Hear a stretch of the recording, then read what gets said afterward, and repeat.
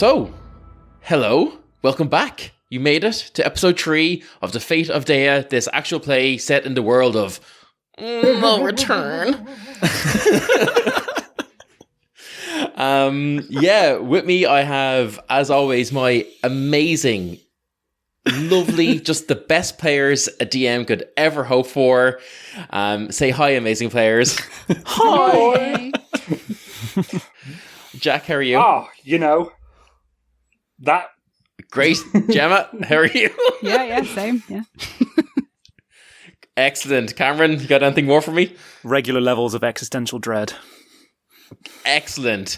And then, of course, we have our esteemed shithead / creator of the world, Gear.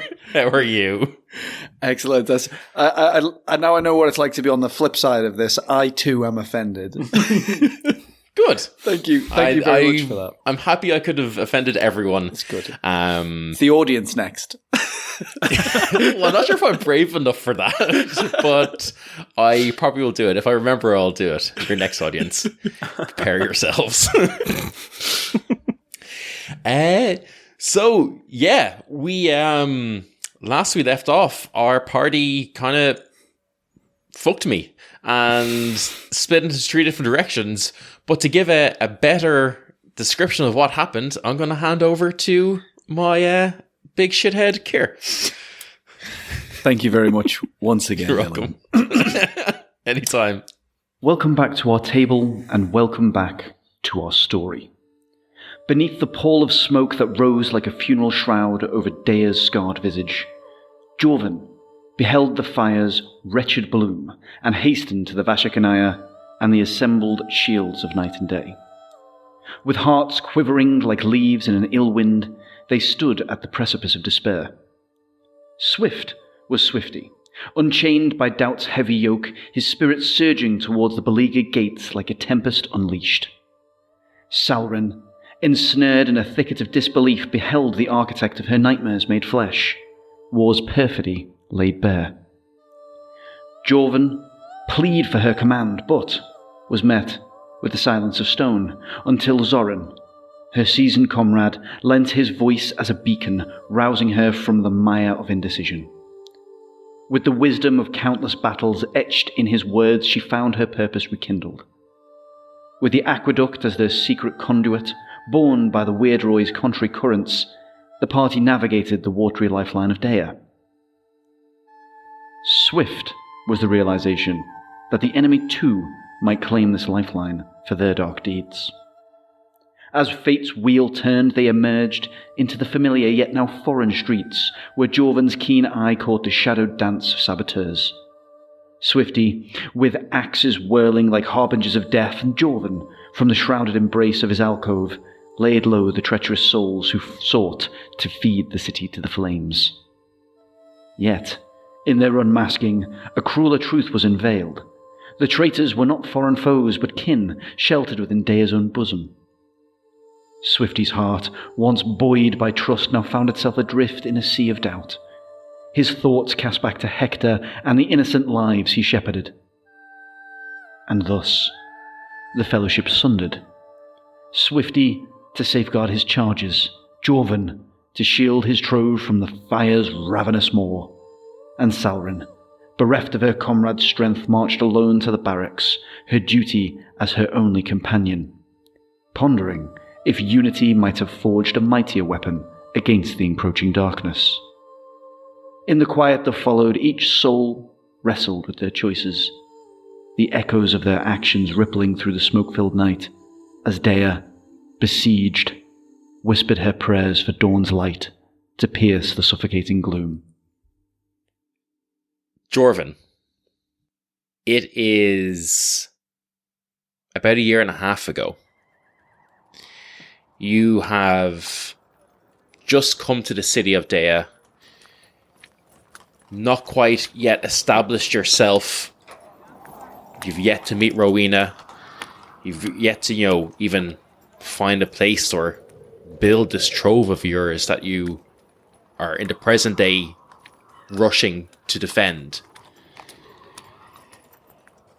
What's going on in Jorvin's mind as he kind of like first comes to a new city. Like what's his plan of defense or survival? Like what's going through his head as he's forging a new life for himself. Well, I think at the beginning, Jorvin would have very much been trying to use whatever of his family name to get anything he could. But upon realizing that in difficult times, that wasn't the sort of thing that was going to help him, he sort of went into a bit of a panic and was just trying to find somewhere to lay low, to sleep, to try and get his bearings, probably find behind a temple or something like that and just lay down for a while. You take it hard on yourself for a couple of days, maybe a week or so, and then finally, what little money you've brought with you is starting to run low. Tiredness is getting to you, hunger is getting to you, lack of shelter is getting to you. And you've made friends is a strong word, but you've started to talk to some of the street urchins, maybe some of the barrel boys and types that are in this slum area.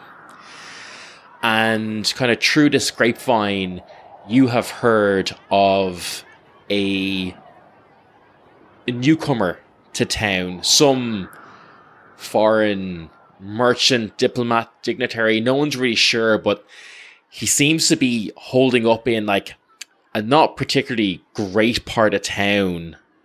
He's only just arrived. Maybe he too is making connections, and you think this is someone I could rob. He's the reports you've gotten is that he's wearing very fine clothes, and you think that this is an excellent mark. I want you to give me a stealth check, please. No worries. As you you've cased out this inn that he's staying in, and you reckon this is your time. You're going to break in, see what you can get. 14. It's not a bad attempt. Has Jorvin ever stolen or done anything kind of like illegal before this? Is this Jorvin's first attempt at this? This is Jorvin's first ever time doing crime. Okay. In that case, remove your proficiency bonus from that roll. So just your dex. So it's probably down to an 11 or something, 11, is yeah. it? 11. What little kind of... Well, not little, but you have a fair amount of natural dexterity that kind of gets you so far, but you're unused to the things you have to look out for being stealthy. You're not used to how shadows lie and how light glints off corners and what surfaces to step on that make the least amount of noise, how to identify a creaky floorboard from one that's sturdy. Everything's going quite well. You're scoping out the place. You slowly and gently lift up the window to go in, but just as you go in, unfortunately you step on a creaky floorboard, and inside you see a person who had been looking straight at you, essentially. Kier, could you give me a quick physical description of the person that he sees? Indeed. You see a gentleman before you who is rather venerable in age. He's about average height, but seems to be quite skeletal in his features, and his white hair, whilst well kept at this time of the evening, is a tad unkempt as he is in his evening robes. He's got dark brown eyes and quite a large nose. But the thing that you notice about him, quite obviously, is that he is somebody who comports themselves with a certain amount of command and presence, despite the frailty of their stature. And what is this person's reaction when he sees a would-be thief? By God, man, what are you doing in here? Sorry, is this where the lavatories are? The lavatories? Guards! Guards! No, Guards! no. Please. And with that kind of like shout out of guards, you hear kind of like a couple of moon shields rushing through the streets to this cry of guards, and you are quickly kind of like bundled away and brought towards the local dungeons. Some time goes by. You're in there maybe a week, maybe 2. A lot more than you'd expect for only an attempted breaking and entering. You know, not even a robbery had happened. There was no weapons on you. It couldn't have been murder. And yet, you know, you've been held here for a long time until you are, again, you're escorted, grabbed under the elbows by 2 guards, brought into a room you're very disoriented. You don't know where you are. You're new to the city. You don't know kind of anything, but like you get the feeling it's an important room. It's probably some sort of like larger holding cell, not like a small area one. And there sit 2 women and the man that you tried to rob from.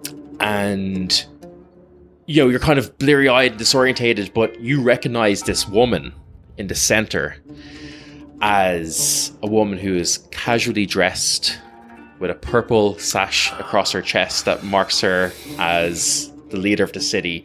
There are, you know, statues and paintings and stuff of this woman all over, and she looks at this man and says, "Yes, thank you, Alaric. I understand it is very traumatizing for you, and I will see that this is taken care of. If you wouldn't mind excusing us, we will deal with this." Thank you, Lady Vita, for taking this matter so seriously. I will take my leave. And he turns and departs. Vita looks at you and then looks at this woman beside her, who you would now recognize as Rowena. And she says, "Rowena, is there something you can do about this one?" And Rowena's like, Yes, I will look after it, Lady Vita. I will look after him." Vita kind of turns to you and says, "You have 2 choices. You can stay and learn under Lady Rowena's tutelage, or you can rot in the prison cells. Would you like to give me your choice?" What will I be learning? "I'll take that as a yes. Good day." And she just leaves. And then Rowena turns to you and says, "Well, Jorvin, was it? We've seen you, you know, sleeping rough, lying around. It was a fair attempt that you made, but, you know, not quite good enough. Let me show you some tricks of the trade." What do you mean by tricks of the trade? What is this? There's an uneasy peace in this city, and everyone has a part to play. Your part has been, and she kind of looks at the door that Vita just left, has been assigned to you, shall we say. So let's make the most of it, okay? Are there better uniforms than what you've currently got? Well, that could be our first mission. Goody. Does that sound good? Good, yes. Excellent. I'm on board. And our camera zooms out and comes back to the present day. Swifty, you are fucking running. You're just running so much. You're just running so fast towards where you know your barrel boys are. You know that they are like I wouldn't say the heart and soul necessary of your area, but you know that if there's anything going on, they're going to know about it. They're going to know, they're going to have seen things, they're going to have heard things. You have, I think, locked some of them in barrels before you left, but some of them, of course, have spare keys because they also like to lock themselves in there and things like that. So you know that they probably are around the place. And yeah, you start rushing into this kind of, where this ruined temple of Ai, where you, kind of conduct your training. It's kind of, it's not on like the outside. It's somewhat in the center of these slums, but it's just so dilapidated that no one really kind of uses it for anything. No one has the money to build it up, anything like that. And you see all of kind of like the barrels around. Give me a perception check. Perception. Not one of my better skills, I don't think. Nope, +2. Okay. That's going to be a 7, my friend. Starting strong. Yeah, you start rushing in. You can't really see anything, and you get a little bit of a fright as you hear from behind you. Oh, here, Swifty, are you all right? You kind of, it's me, Hector. Yeah, don't worry. I know. Yeah, I know. It's everyone's got a bit fucked, isn't it? It's a bit mad. Concisely summarised. Yes, it's. Where's everyone? Everyone fine? The boys, the barrel boys, you opened the barrels, yes? Oh, yeah, no, like, most of us, to be honest, we've kind of been, like, we started hiding in the barrels. There's fucking loads of things up in smoke and flames and all that kind of stuff. Excellent. Yes, the barrels can be a safety tool as well as a disciplinary tool. This is excellent. So, but everyone is safe, intact? Yeah, I mean, look, Jessica's a little bit shook up, you know. Of course, her nerves. You might have... Yeah, you might have a word with her. She, like, you know, she usually kind of is, she's real tough and strong, you know, kind of, she's beaten me in arm wrestles loads, but, like, you know, you might talk to her a bit. She's gotten, she's a bit shook up, and, like, and give me an insight check, as he's kind of, like, there's more he's kind of half saying, but doesn't really want to. Okay, that as in that 20 now. There we go. Oh shit!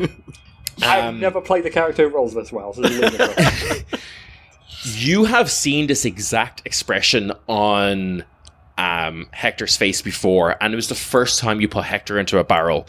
It was when he had stolen some food to feed the other now barrel boys, in that he's done something wrong and he doesn't want to tell you, even though he feels like it was maybe a good thing to do anyway. Hector. Look, Hector, look at me. Hector, no. Serious situation here, if you know something. Look, all punishments are suspended as part of the ongoing crisis. Hector, look at me, come on. Punishments are suspended? Okay, grand. So, right, last week, now, I was promised not to say it, and I got a load of money for this, like, kind of too much. Never a good sign. Never a good sign, Hector. Yeah, but, so, you remember your man who was kind of like, who's been sneaking around here the past week, and he's kind of like, there's all those tunnels that go down under this temple. What? Yeah. Nah, yeah. A man with tunnels under the temples? Yeah, and you and him talked for a bit, and then you went away, said everything was grand, but then he came over to us and said, here's 10 gold each, don't say a word of this, it's really, really important, you're doing the work of the divine. I have no idea what you're talking about, Hector. Right, okay, well, your man is kind of hanging around those tunnels again. So I thought that's kind of weird considering everything's on fire, you know? That's strange behaviour indeed. Well deduced. Yeah. We need to go have a conversation with this man and see what he's done. Grand, and do you want, like, will I bring Jessica, or like, is like do you want to talk to her after, or what's the story? She's crying a lot. Yeah, I'm going to roll a dice to determine which way he goes here. Yep. I will quickly have a word with Jessica. She must be calm. She's an example to the others. You know how they look up to her. So, quick conversation. You stick with me and don't go anywhere near these tunnels until I know what's going on with them. Sure thing, bud. And he gives like a really weird salute. Improving. Yes. We have to keep it separate from actual salutes. Those are polluted by military hierarchy, which, as we know, is just one step away from tyranny. No, that's not right. No, I'm confounded, Hector. Lead me to Jessica. We have to be swift as my name. Yeah. Come on over, and he brings you over, and there's another barrel there, and he kind of like knocks on it, and he's like, Jessica, come out, it's fine, Swifty's here, and you kind of hear like little kind of sniveling from the barrel, and she's like, I don't wanna, everyone's kind of saying is all these foreigners have come in, and I'm also a foreigner. I think everyone's going to be mad at me. I think it's safe if I stay here. Jessica, nothing to do with you.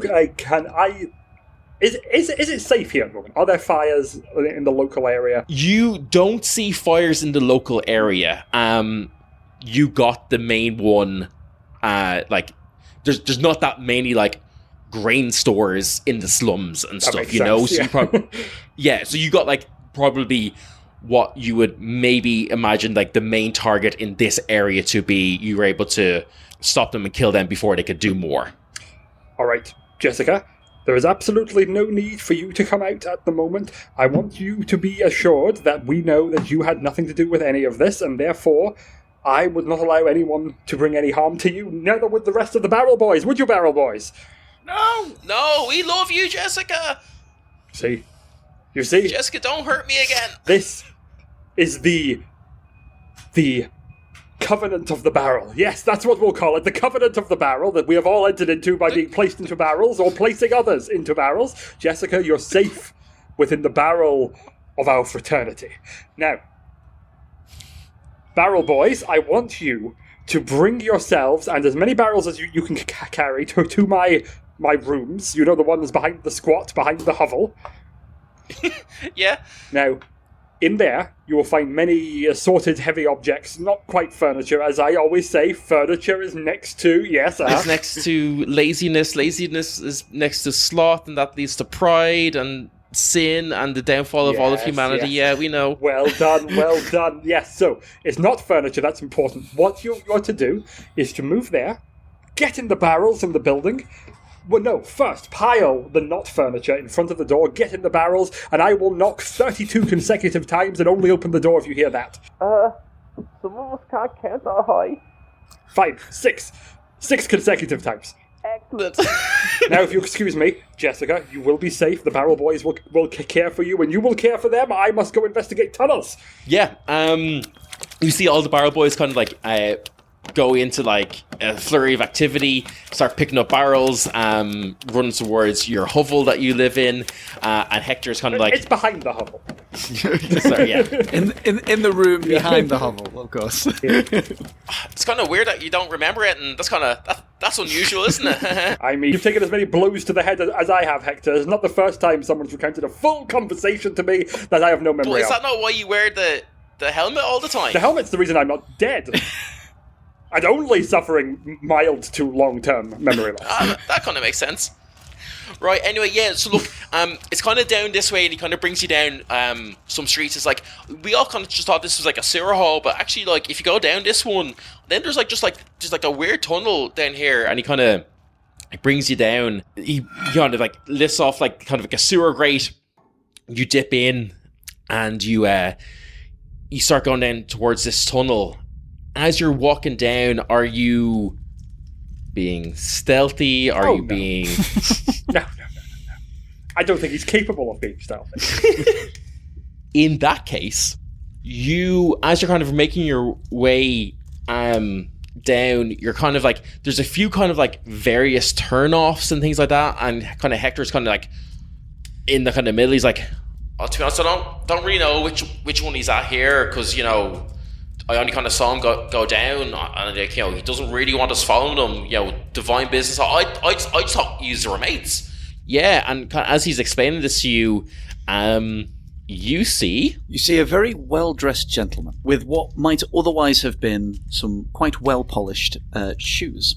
Under one of his arms, he has a top hat, and you can see amongst his skeletal features some slick-back white hair. And as he approaches and spots you, making quite the ruckus, you and Hector, he stops suddenly. You there? What is... Hector, is this the one? Yeah, that's your man. That's your man. You! What's going on? This is strange behavior in a time like this. Why aren't you in shelter, sir? Friendly neighborhood paladin. So wonderful to see you. Fantastic that you're here, keeping the area safe as you are. Yes, I mean, what better location to shelter in at such a time? Oh, 100%. Can I squint at this guy from behind my visor and try to get his whole vibe here? Yeah, 100%. Make an insight check. Swifty's actually not bad at insight. Let's see how this goes. Okay, so 17 in total. Yeah, so with a 17, it's quite clear you've caught this guy off guard. He looks quite flustered at your sudden appearance, and for a moment, momentarily, quite furious with Hector. He's finding it difficult to disguise the fact that he has been found doing something that he's not supposed to be doing. It's quite clear from his body language. Okay, not going to make any aggressive moves, but I put one hand on Hector's chest just to push him back half a step and move forward, and just go, as you say, I am investigating all these goings-on around here. Friendly neighbourhoods, not often described as friendly, but I would like to know what your business is. Such a well-dressed man, not the norm around these parts. Of course, but these are not usual times. I don't know if you noticed the city ablaze above us. I thought, what better place to seek shelter than behind your courageous arms? And where better place to seek shelter than a place where I can, at the very same moment, seek the compassion of the gods. Yes, the compassion of the gods. Well, I must say, city is ablaze, betrayed from within. I have very little patience at the moment, so I'm going to ask one more time, and then this time weapon comes out, clunk onto the ground. What are you doing down here? You see him take a breath for a moment. At the brandishing of your weapon, you see his body position change. With that 17, we'll carry the insight. He very, very slightly, almost imperceptibly, moves into a bladed position, but raises his arms in front of him and says, I do not have the time for this. I know now is not a time for trust, swift justice on the wings of fury, but I require it all the same. I am here, as you are here, on a divine mission, and I do not have the time or the resources to be delayed any further. Please, inquire no further. Alas, my divine mission requires that I inquire further. So, we seem to be at something of an impasse. Indeed, we do. But... And he makes a very peculiar gesture with his hands. Uh-oh. And speaks very, very softly, and yet you hear it even at the distance that you are presently standing. And he says very, very softly, but we are friends. And you feel a certain compulsion come over you, which requires you to make a wisdom saving throw. Okay. I mean, it's not my worst. Far from my best. God damn it. That's an 8. An 8. Okay. Excellent. You feel suddenly that this person is your friend. You feel that this person is worthy of your trust and that their words carry weight. You feel a certain amount of the adversarial interaction diminish. And he repeats himself and says, and because we are friends with a shared mission, you will let me pass. Correct? Well, I am still extremely curious as to what you were up to, but I suppose you are correct. Very little time to be had. I know you would never do anything to harm my neighborhood. And the weapon goes away, and I stand out of the way. Because I'm friendly acquaintance. Friendly acquaintance. See, Swifty, I knew you knew him. Like, this is how you talked the last time. These are mates. And he slowly and casually walks up to you and places a hand on your shoulder and says, I think sometimes when we recall things, they are not exactly the truth. and you feel a sliver of energy pass down your spine, and you are required to once again make a wisdom saving throw. This is so spicy! Just me, by the way, sitting there frantically looking over my character features like, is there anything? There's gotta be something! Here? There's gotta be something! Nah, there's nothing. I didn't build him to fight magic. He's very good against people with swords, but the moment you throw a spell at him... okay, better, but I suspect probably still not enough. That's 15. Alas, it is not enough. And he says, When you think back on our time together in this tunnel, you will recall nothing but shadow. and he continues to walk away. So, yeah, that's your man. So, like, but you're cool with him then. Now you kind of seemed kind of real aggro about it earlier, but he's our mates now. Aggro? Well, we've been wandering down here for some minutes. Unless you have something of import to show me, I need to get back to the surface to do what has to be done to safeguard this city. Was been a colossal waste of time thus far. You all right, Swifty? We came down here because you're a mate. Yes, you said there was someone to see down here, and I've seen nothing but shadows. Well, he came down. He came from this tunnel, so. And you see, like, Hector's now really, really doubting himself. And Hector's like to the kid. Yeah, he's like, did I just imagine all that? Sir Swifty, look, like, let's go down this tunnel for a minute, and if there's nothing there, then there's nothing there, and then I'm imagining things, and then we'll get back up and we'll help with the other Ballad boys, alright? Absolutely. Fine. You go down, and you probably, you know the layout of this city so well, particularly this area so well. You would get a feeling, even though your mind has just been, like, fucked with and, like, wiped of that interaction, you know the direction that you are in the general location, and you realize that you're now almost underneath the Temple of Eye. And you walk in, and there is like a door that's been hasn't fully been closed over. It looks like whoever has left here has left in a hurry. Do we open it, or is this someone's home, or? I suppose. Yeah, and then just like he says that, acting all tentative, and then just pulls the door open, as hard as he can, and walks in. Give me a perception check or investigation check as you enter this room. There'll be a lot of things that you definitely see, but there might be some hidden things that you pick up on. We'll say that Hector has a little pocket torch that he has around with a little lantern. I do have dark vision, if that helps as well. Oh yeah, perfect. And you don't need it. In fact, Hector's like walking behind you, being like, "Swifty, do you not want me to take out my torch? Is it not kind of like how are you seeing so well?" Remember, tweak your character, Hector, and that is going to be an 18. Oh wait, 18. No, there is no 1 in front of that 6. That's going to be an 8.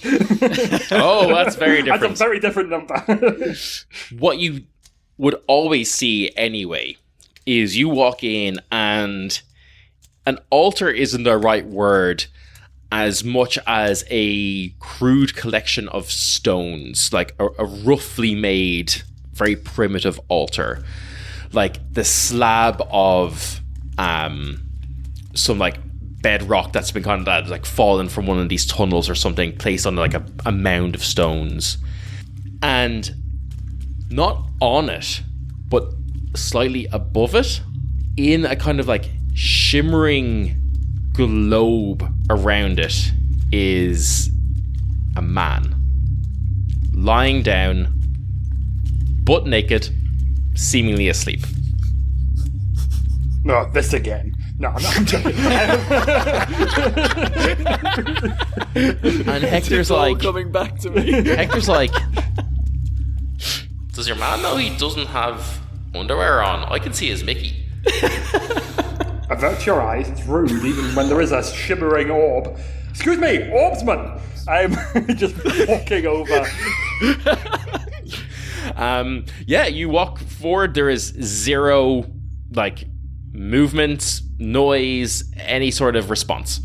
The shrine. Yep. Any deity that I would recognize and be like, this is fine? Or is it a sort of shrine that I'm looking at and going, oh, this is... You can give me, I would say a religion or history check with disadvantage. Sure. Yep. Because am I correct in thinking here that the sort of gods that you might see their symbols and their temples and all that stuff and think nothing of it, and then there's maybe ones that would be a real bad sight to see a shrine to somewhere. Yeah, that is fair. There are certainly gods and cults that it might be considered impolite to worship in civilized company. Yeah. Okay, I do want to say that this is less of an official shrine as much as what would be immediately obvious to you is that some sort of ritual happened here. Your religion check will determine if you can deduce any kind of symbols or anything like that. Right. That's why there's disadvantage, because there's no big writing of praise so and so or anything like that. Yes, I exactly. got you. So disadvantage, cool. Okay, first roll's okay. Second roll's bad. So just an 8, just another 8 for me. Another 8. Yeah, I don't think Some sort of altar. Any ideas? It's time to show your religious education. Go.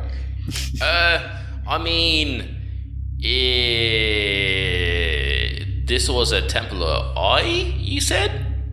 But last time I heard about Ai, she's all about love and things, not naked. Although Jessica sometimes says that there's love in being naked, something like that. Okay, we need to have a conversation. Jessica gets notions from time to time, and although it is perfectly all right, not at your age. Now, we need to deal with the orb.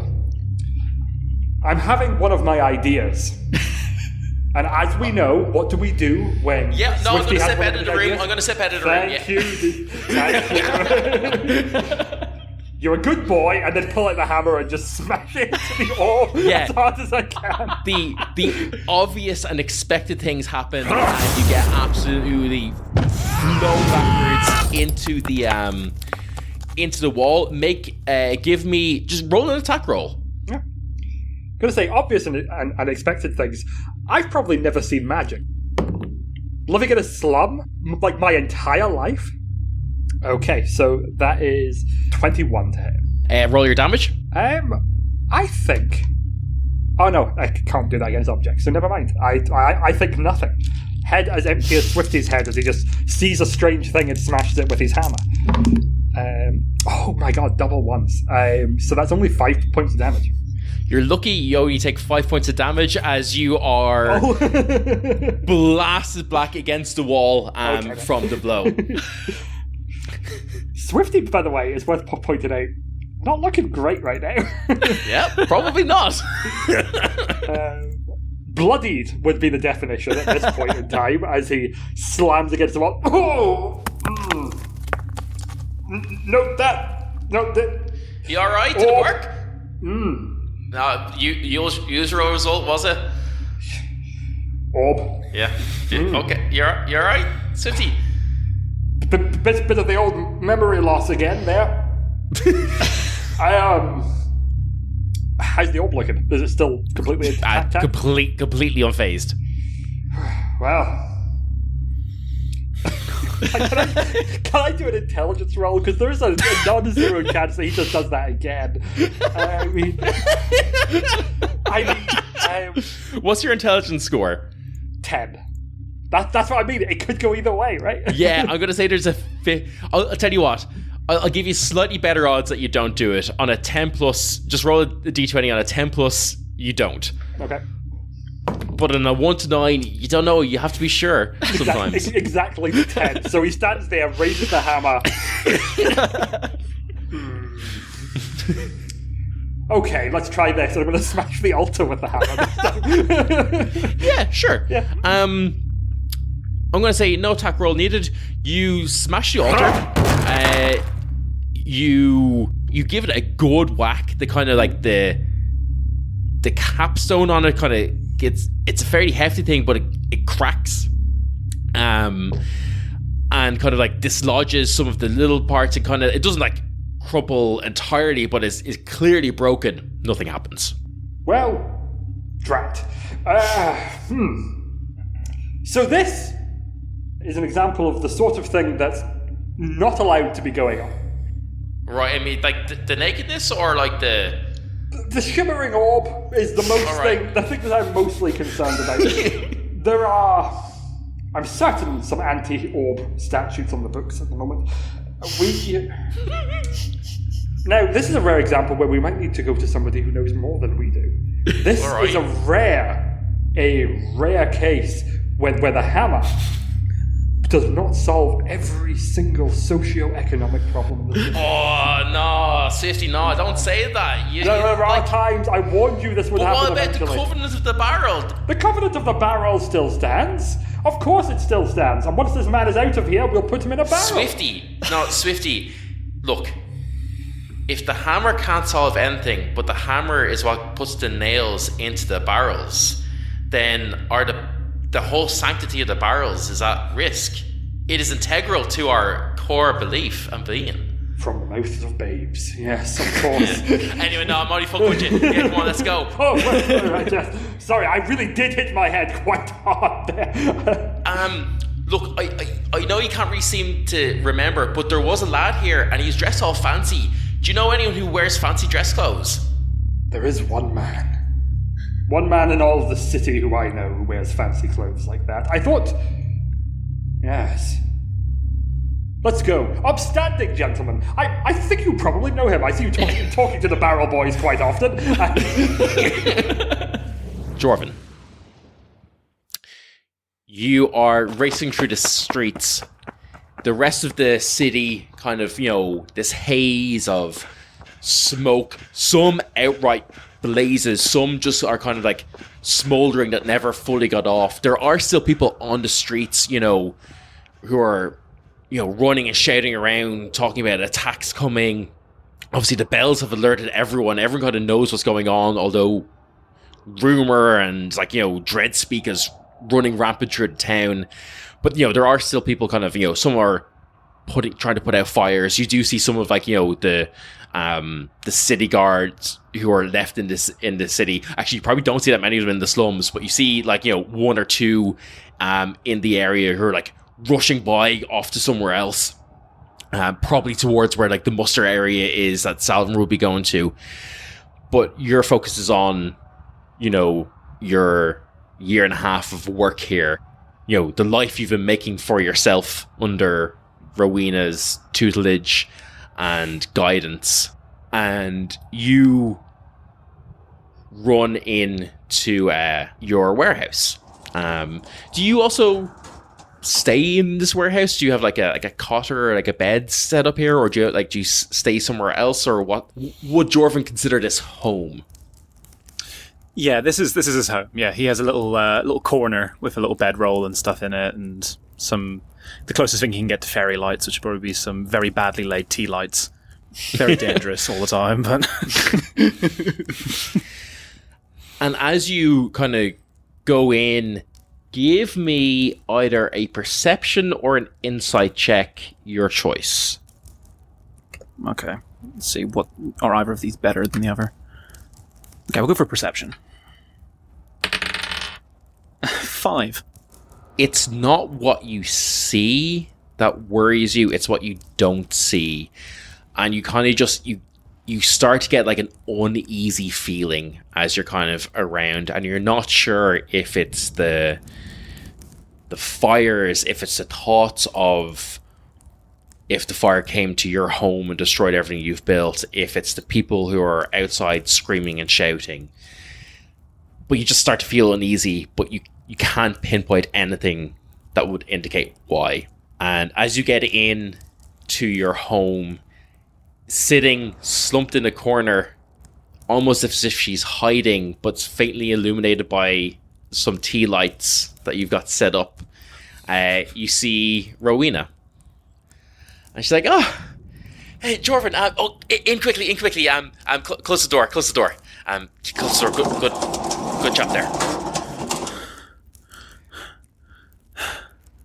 Rowena, what's going on? Hi, yeah, sorry, I didn't, I didn't think you'd be here. Sorry to intrude. I usually do knock. I wouldn't just let myself in without you. Are you okay? You look like you've been through the ringer. Are you all right? You're shaking. God, you're pale as a ghost. What's wrong? The city, Rowena. I killed a man.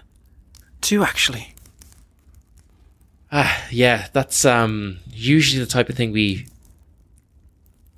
are, forbidden to do. But was it some of them that are doing all this? Yeah. They're going to set fire to a building. I stopped them, Rowena. Good for you. Good for you. You know what? Yeah. I'm gonna level with you. I'm kind of happy. I'm happy you have it in you. Look, you look down and you see, like, as she's been speaking to you, she's been wincing, but you've kind of been so panicked that you maybe haven't noticed. And you kind of look down and you see that she's, like, holding her side where she's bleeding from.